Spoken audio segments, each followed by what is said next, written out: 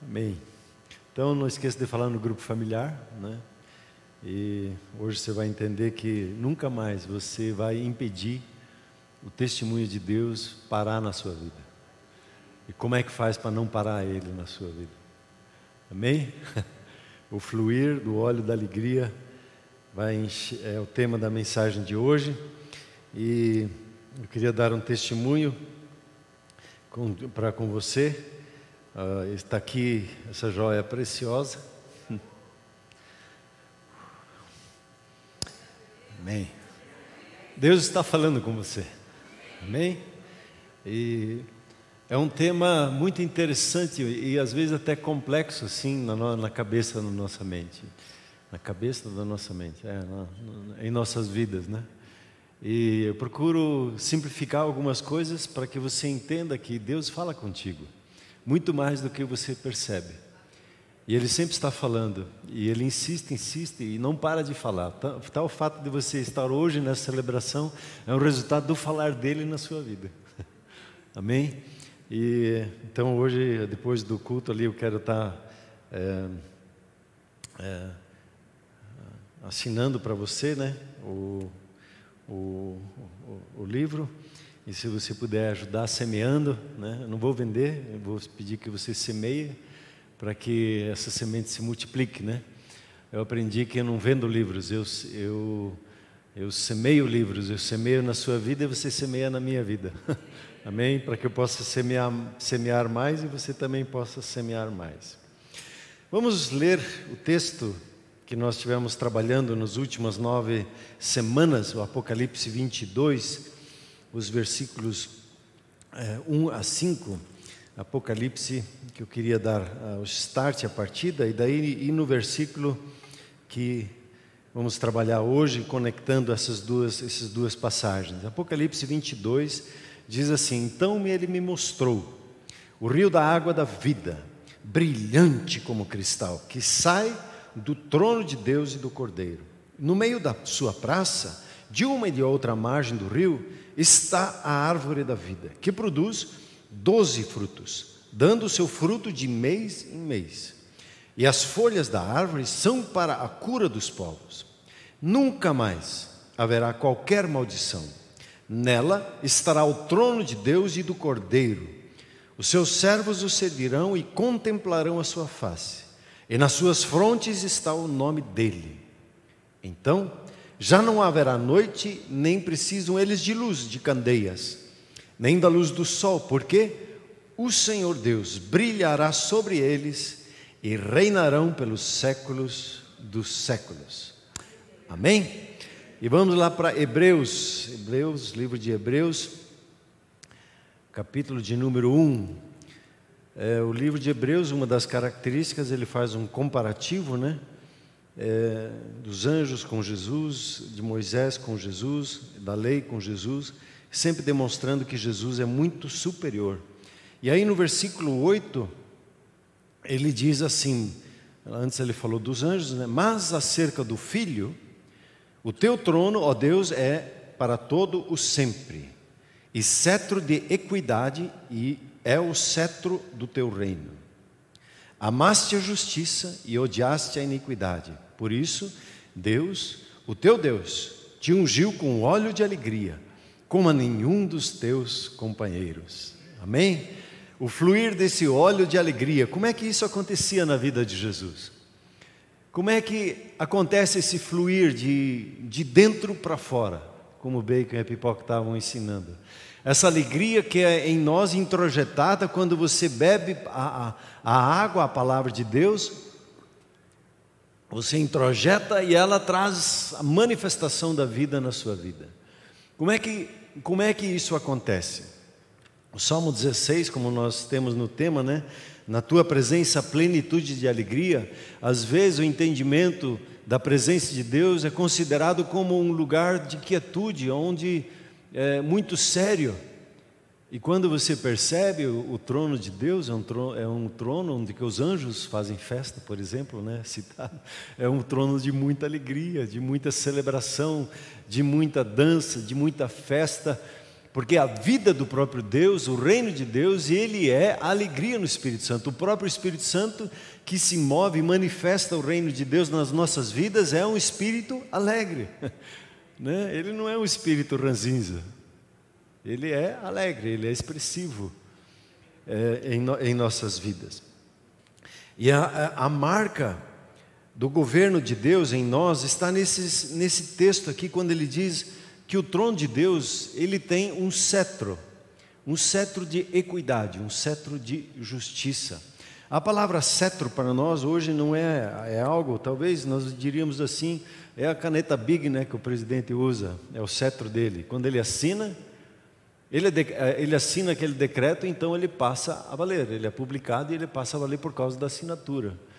A caneta hoje, então, podemos dizer assim, é o cetro, mas os reis, eles tinham um bastão, e esse um bastão de ouro, e esse bastão, quando ele tomava na mão, ele decidia. Você lembra a história de Esther, quando ela entrou na sala do trono, ela podia ser morta, mas quando o rei estendeu o cetro de justiça para ela, esse cetro se tornou um cetro de justiça, porque liberou para ela a entrada na sala do trono. Assim, esse cetro de justiça, ele é estendido para você e para mim, e nós temos acesso à sala do trono, porque ele decidiu declarar você justo para poder entrar nesse reino. Então, cetro é sinal de governo, de autoridade, e o Senhor Jesus, então, quando ele veio sobre a face da terra, ele veio para restaurar o governo dele sobre a face da terra.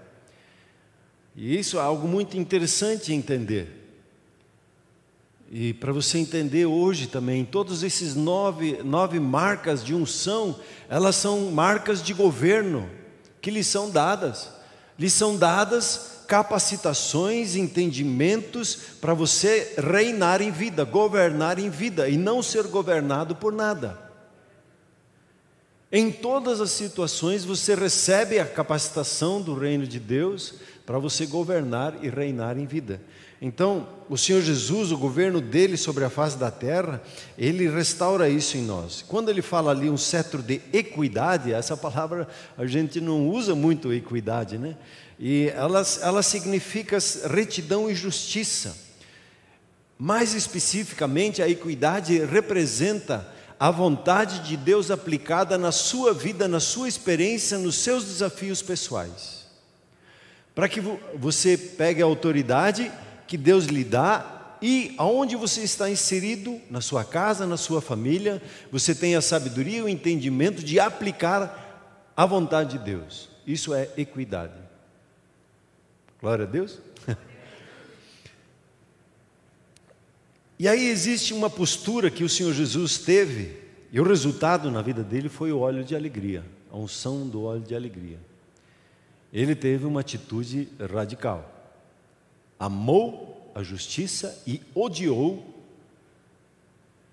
a iniquidade. Amor e ódio nos fazem governar sobre a face da terra. Toda vez que nós vivemos tentando ser politicamente corretos, tentando fazer um acordo de paz com a nossa carne, um acordo de paz com as trevas, nós não expressamos o governo de Deus, nós somos governados daí. E o reino de Deus espera de nós, a exemplo de Jesus, ele tinha uma postura radical: amar a justiça e odiar a iniquidade. Quando você pega a palavra amor, só para explicar os termos, o amor aqui é um amor ágape, é um amor que se sacrifica, que se entrega por inteiro. O reino de Deus não tem espaço para uma pessoa que tem um coração dividido, como no caso foi Salomão. Ele dividiu o seu coração. E no reino de Deus não há lugar para um coração dividido. Não há experiências para Deus falar com você se o teu coração está dividido com as coisas, com pessoas, com circunstâncias. Então eu preciso levar o meu coração a amar plenamente e com todas as minhas forças. É o amor sacrificial que é mencionado aqui, o amor ágape. E o ódio, então é o mais fácil de explicar, né? É detestar. é ter aversão, uma aversão intensa. Eu não quero isso na minha vida. Chega disso na minha vida.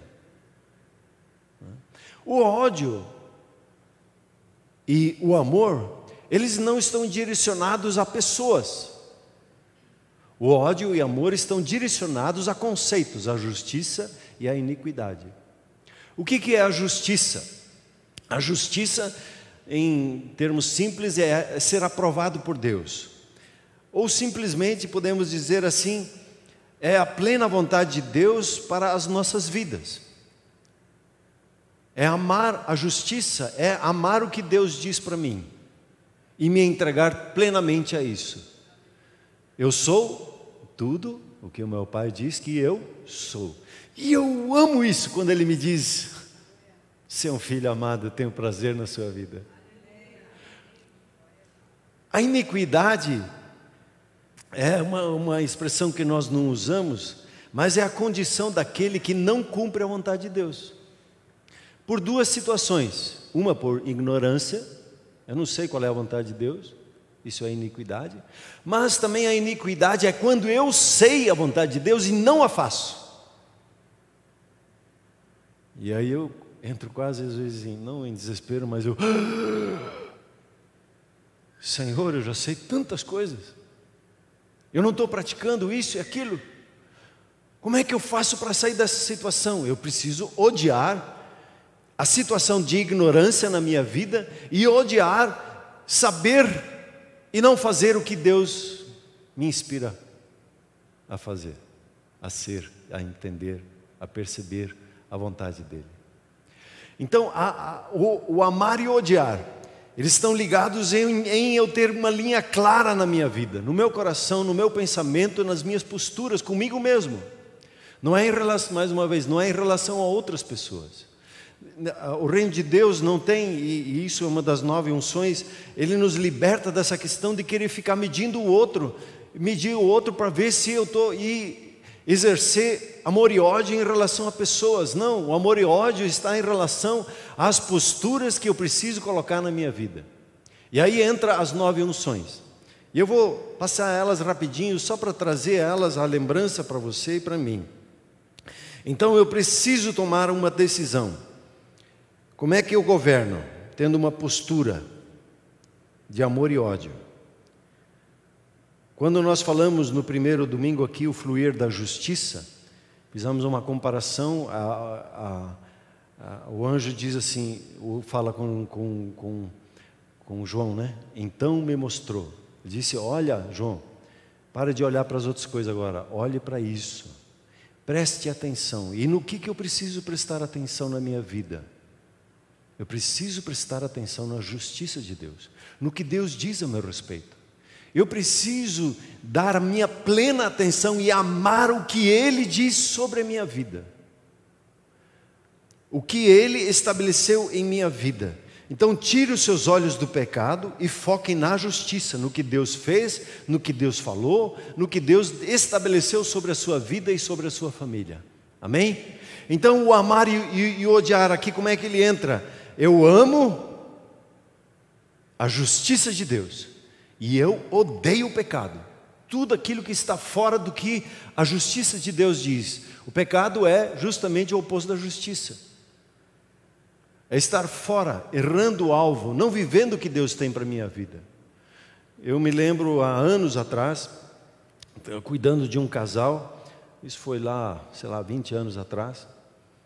Um dia a mulher, ela levantou assim e disse: eu não aceito mais viver desse jeito no meu casamento. Alguma coisa está errada, alguma coisa está furada aqui dentro de casa. Não é possível, não é possível. E o marido dizia: não, ela está louca, ela está louca. Ela disse, não, alguma coisa não está certa. Deus está me encomendando. Eu não aceito mais viver assim. Eu quero a minha vida plena na justiça de Deus. Eu odeio o pecado. E aí foi. Até na cidade dela levou 2 anos. E aí houve um romper e uma restauração. Glória a Deus. O amor e a justiça nos fazem viver assim. a focarmos naquilo que Deus tem para nós, em amor, em cuidado, em entrega total para com aquilo que Ele estabeleceu, Ele falou sobre nós. Quando vem pensamentos assim, eu não consigo, o que a justiça de Deus diz? O pecado diz, você está condenado, você não pode, você não é, o seu testemunho não tem valor, e o pecado vai falando essas coisas na minha vida. Eu digo, ei! A justiça de Deus sobre a minha vida diz que eu posso tudo naquele que me fortalece. A justiça de Deus diz na minha vida que Ele me dá sabedoria e entendimento em todas as situações. E em tudo você terá uma resposta da parte de Deus no seu trabalho, aonde você se move. É amar a justiça. Pode dizer assim, eu amo a justiça. E eu odeio o pecado. Não na vida dos outros, na minha vida. Amém? A segunda unção que nós fomos tocados é o fluir da fonte, a contrapartida do império das trevas e do reino de Deus. E diz assim, então me mostrou o rio da água da vida, brilhante como cristal que sai do trono de Deus e do Cordeiro. O trono de Deus representa para mim e para você o governo dele sobre nós. E eu preciso estar debaixo de governo para poder governar na vida. Ninguém vive o governo de Deus sozinho. Precisa perceber o governo de Deus na sua vida. Então, e o seu trono na terra, onde é que ele está na terra? O trono de Deus na terra.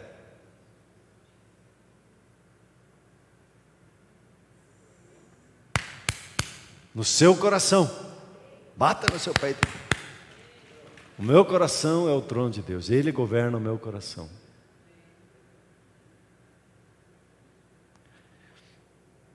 E o que acontece? O império das trevas sempre quer influenciar o teu e o meu coração. Ele quer sempre dar um pitaco, sempre dar uma opinião, o que você pode e o que você não pode, o que você é e o que você não é, o que você tem e o que você não tem. E o interessante que nós vimos lá, quando você crê no coração que Deus ressuscitou dentre os mortos e confessa Jesus como Senhor na sua vida, você experimenta o governo de Deus sobre a sua vida. Então, a cruz, ela trouxe para você, e a ressurreição de Jesus trouxe para você o governo de Deus sobre a nossa vida. Aquilo que estava perdido, que não tinha sobre a face da terra, todos nós sem Jesus andávamos e éramos manipulados como marionetes na face da terra pelo império das trevas. É só ler Efésios 2. Graças a Deus essa corda foi cortada. E foi lhe dada a oportunidade de você decidir para viver livremente a vontade de Deus. Ou se quiser, voltar atrás. Eu preciso amar o governo de Deus na minha vida e odiar o governo das trevas. Toda influência, sentimento, pensamento que vem, eu odeio as coisas que são das trevas, porque é morte, é cheiro, é fedorento. Eu quero tudo que é o governo de Deus na minha vida, que é vida, que é saúde, que é cheiroso, que é belo. É isso que eu quero na minha vida. Amém, queridos? Então, diga assim comigo, eu amo o governo de Deus em meu coração e odeio a interferência do império das trevas. Aí não tem meio termo. E a gente... É difícil falar isso, mas a gente vive, às vezes, comprometido com as trevas. Por coisas que é o pensamento das trevas, não o pensamento de Deus. E se não há um posicionamento radical, nós vamos ficar fazendo compromissos, ceder sempre de novo. E ele vai querendo manipular a nossa vida. Mas isso acabou na sua e na minha vida, amém? Amém? Glória a Deus. Eu gosto da música do Marcos Vitor. Senhor, faz-me radical. É um roquinho bem bom. O terceiro, o fluir da vida. A contrapartida da morte e da vida. A árvore do conhecimento do bem e do mal, ela trouxe a morte para nós. E agora nós temos acesso à árvore da vida. E nós nos conectamos a ela. E a árvore da vida é o Senhor Jesus, a videira verdadeira. E a seiva dele flui aí na sua veia. A seiva, a vida dele está aí na sua veia. E no meio da praça diz que uma de outra margem está a árvore da vida. E Jesus, ele provou da morte para que você tenha e eu tenhamos vida. E essa vida em abundância. Mas para termos essa experiência, uma postura radical. Eu odeio a morte e eu amo a vida. Eu odeio as expressões da morte. Quais são elas? Desânimo. Sei com você essa semana, mas às vezes bate um desânimo assim. Parece que é uma flecha assim. E se eu odeio isso na minha vida, eu não aceito isso. A vida do próprio Deus está na minha vida. Eu odeio as expressões da desistência, do desânimo, da tristeza excessiva fora da minha vida. Que é isso? A vida de Deus está na minha vida. Diga comigo assim: eu amo a vida e eu odeio a morte. Aí o quarto, o fluir da inspiração do trono de Deus, a miséria e a riqueza, né? A inspiração do trono de Deus no meio da praça, de uma da outra margem está o rio da água da vida, e ele produz 12 frutos, e o seu fruto produz de mês em mês.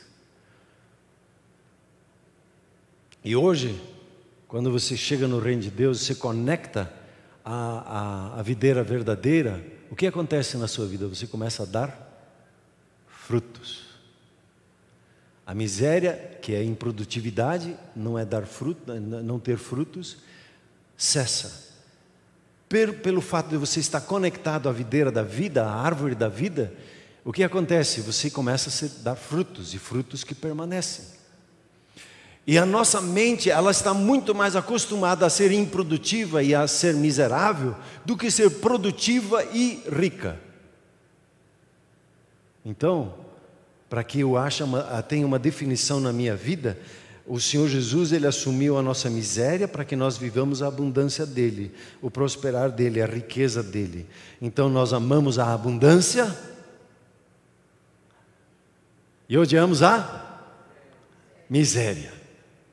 Amamos a riqueza que é do reino de Deus, de uma vida cheia do favor dele, uma vida produtiva, uma vida que manifesta constantemente as coisas do reino, e odiamos a miséria, que é uma vida sem expressão. Você pode dizer assim: eu amo a riqueza, eu odeio a miséria. Ou diga: eu amo a vida em abundância e eu odeio a improdutividade. Aí a quinta unção, a quinta capacitação é o fluir da saúde divina, né? Ele diz assim: o fruto de mês em mês e as folhas da árvore são para a cura dos povos. A vida do Senhor Jesus, como eu falei, corre aí nas suas veias, e a sua vida cura a nossa vida. E hoje nós somos como folhas que absorvem o mal, é o óxido, como é que diz? É o óxido de carbono, não, o gás carbônico, né? Você absorve as coisas malignas, e quando você absorve, você entrega o quê? Oxigênio. Você entra numa situação de morte, e ora e testemunha, e vida, você cura. Todos que se achegam a você são curados. Por quê? Porque a vida do próprio Deus flui aí na sua vida. E eu preciso amar a saúde que vem da parte de Deus, e odiar a doença, a enfermidade, as fraquezas que nós temos, para sermos saudáveis.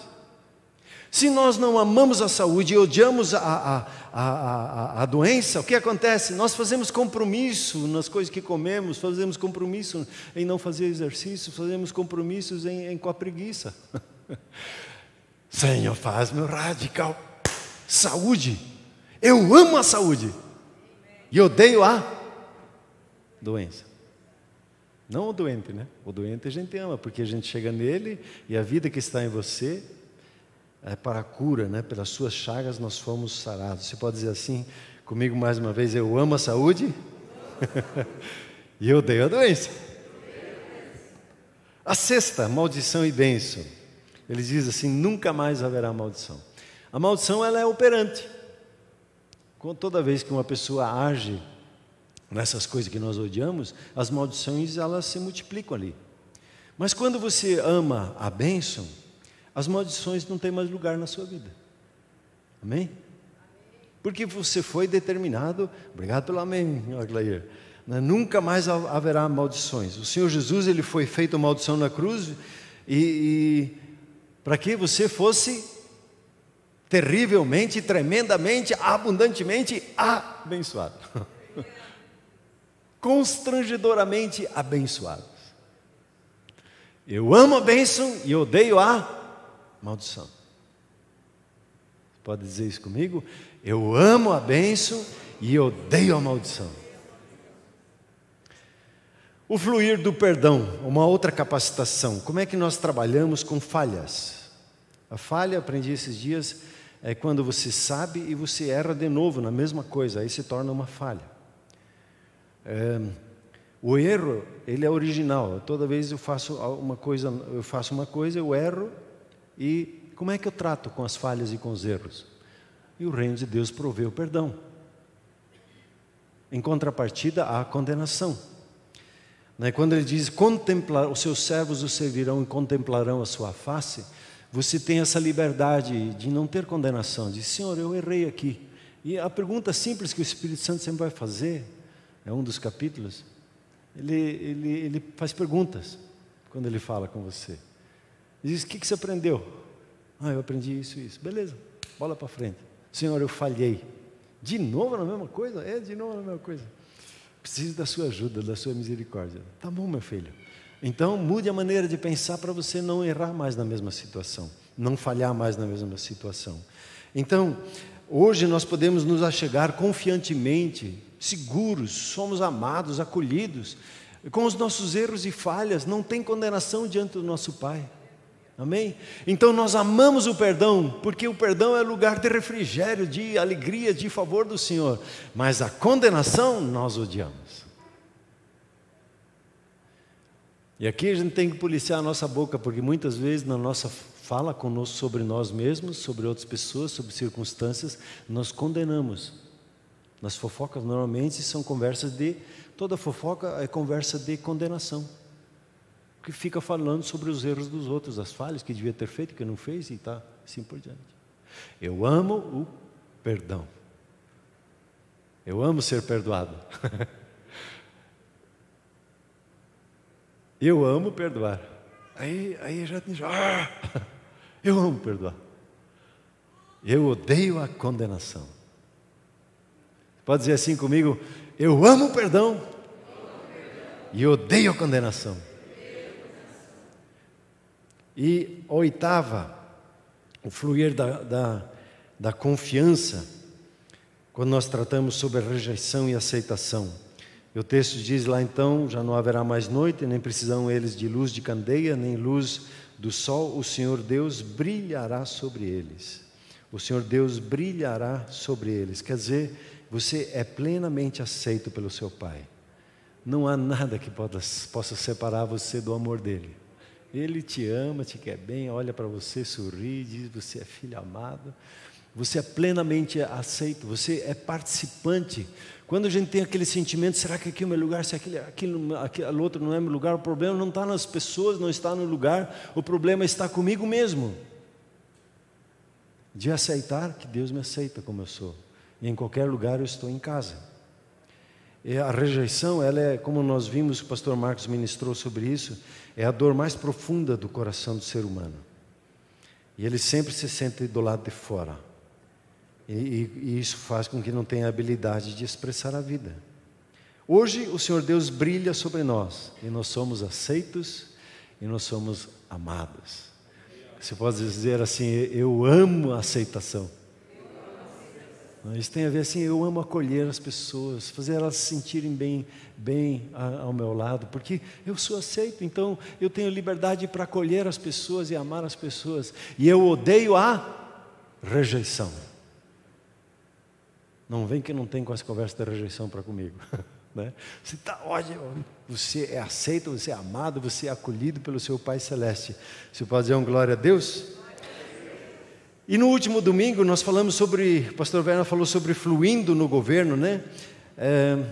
A Bíblia diz lá, reinarão pelos séculos dos séculos. O nosso propósito na terra é reinar em vida. Não é? Você recebeu a superabundante graça de Deus, você recebeu o dom da justiça da parte de Deus, você tem o favor e o sim dele para com a sua vida. Para quê? Conforme diz lá em Romanos 5,17, para que você reine em vida por meio do Senhor Jesus. Para que você governe em todas as circunstâncias. Todo dia você abre os seus olhos e diz assim: este é um dia maravilhoso, é um dia memorável, porque hoje o governo de Deus vai se manifestar por intermédio da minha vida, no meu trabalho, aonde eu estou. Quando ele fala em reinar, e uma das coisas que divide o nosso coração, além dessas 8 áreas aí, é a vergonha. E Deus, Ele supre a glória dEle sobre nós. Ele supre a dupla honra sobre a sua vida. E nele você é completo. Não tem nada que o Pai fica olhando para a sua vida e dizendo e achando ruim da sua vida, mas Ele olha para você e já lhe vê completo em Cristo Jesus.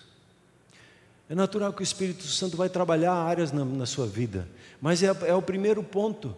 Olhe para a justiça de Deus. Ele te revestiu com dupla honra. Ele te vestiu com o ornamento da glória dEle, para você manifestar na terra o governo dEle. E às vezes a gente não sabe, e uma simples oração diz: Senhor, eu não sei o que fazer, mas me ensina. E você vai perceber que as 9 manifestações do Espírito Santo, elas vão fluir da sua vida conforme a necessidade, conforme o que é útil para aquela pessoa, para aquela circunstância na sua vida. Quando a vergonha entra, o que faz? Mas eu não vou falar isso. Eu não me sinto digno. A vergonha, ela governa o coração e a mente de muitas pessoas. Eu não vou dar testemunho, por quê? Porque tenho vergonha. Ela não nos pertence mais. Diga assim: eu amo a glória de Deus. Eu amo a dupla honra. E eu odeio na minha vida a vergonha. O que é isso? Pare com isso. Jesus, ele tinha essa marca. Ele, como diz esse texto aqui, ele amava a justiça e odiava a iniquidade. Por isso, Deus, o teu Deus, é interessante, né? Deus, o teu Deus, Jesus, o teu Pai, te ungiu com óleo de alegria como a nenhum dos teus companheiros. Quando nós amamos e odiamos, nós temos clareza na nossa maneira de pensar, de sentir, de falar. Nós somos afiados naquilo que Deus dá para nós. Por isso que é preciso ter uma separação bem clara das coisas que Deus fala na nossa vida, que nós amamos, e das coisas que nós odiamos, que não queremos na nossa vida. E não tem a ver sobre o outro, tem a ver sobre a minha pessoa. Os outros vão usufruir do quê? De um homem, uma mulher ranzinza? Não vai fluir o rio da água da vida. Porque a rejeição, o sentimento de rejeição não vai estar mais ali. Porque a glória de Deus vai manifestar ali. A condenação não vai mais reinar ali. Você vai se alegrar, né? E às vezes quando eu pego algumas situações bem difíceis, o Espírito Santo me faz dar risada sobre a situação. Porque para a pessoa às vezes parece que é o fim do mundo.